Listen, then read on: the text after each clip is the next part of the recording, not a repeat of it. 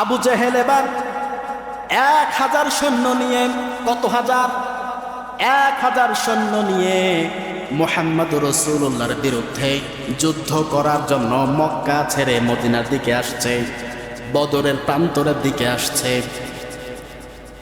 আল্লাহ রাসূল চিন্তা করলেন, কি ব্যাপার, যদি যুদ্ধ সংগঠিত হয়, আমার অল্প সংখ্যক মানুষ সব মিলে কেবল মাত্র 313 জন সাহাবী যারা ইসলাম গ্রহণ করেছেন, কখনো 10 জন, 20 জন, 40 জন, 100 জন, এভাবে 313 জন কেবল ইসলাম ধর্ম গ্রহণ করেছে পুরুষদের মধ্যে।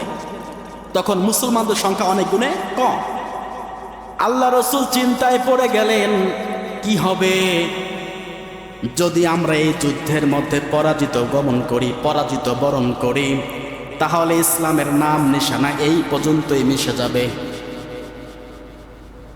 আল্লাহ পাক রব্বুল আলামিন তার হাবিবকে জানিয়ে দিচ্ছেন, ও রাসূল, বসে থাকা যাবে না, তোমাকে যুদ্ধ করা লাগবে। ওরা 1000 কেন, যদি 1 লক্ষ সৈন্য নিয়ে আসে, এই 313 জনকে দিয়ে তোমাকে যুদ্ধ করা লাগবে। কথাকার ওয়াকাতিলুনা ফি সাবিলিহিল্লাযীন ইউকাতিলুনাকুম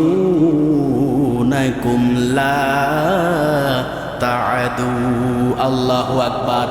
সূরা বাকারা 2 নম্বর পারা 2 নম্বর সূরা 24 নম্বর রুকুর 190 নম্বর আয়াত। আল্লাহ পাক বলছেন, হে নবী, যারা মুসলমানদের বিপক্ষে যুদ্ধ করার জন্য নেমে যায়, তুমিও তাদের বিপক্ষে যুদ্ধে নেমে যাও। হত্যার বদলে হত্যা করো। ওরা যুদ্ধ করতে আসছে আর তুমি ললিপপ চুষবা না, তোমাকেও যুদ্ধ করা লাগবে, সংখ্যায় কম হোক বা বেশি। হে নবী, যুদ্ধ তুমিও করো, লা তাআদু, কিন্তু সীমা লঙ্ঘন করিও না। আল্লাহ পাক সীমা লঙ্ঘনকারীকে পছন্দ করেন না।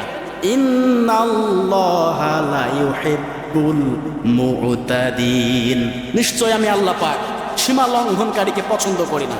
হে নবী, তুমি যুদ্ধ করো তাদের সঙ্গে, কিন্তু সীমা লঙ্ঘন করিও না।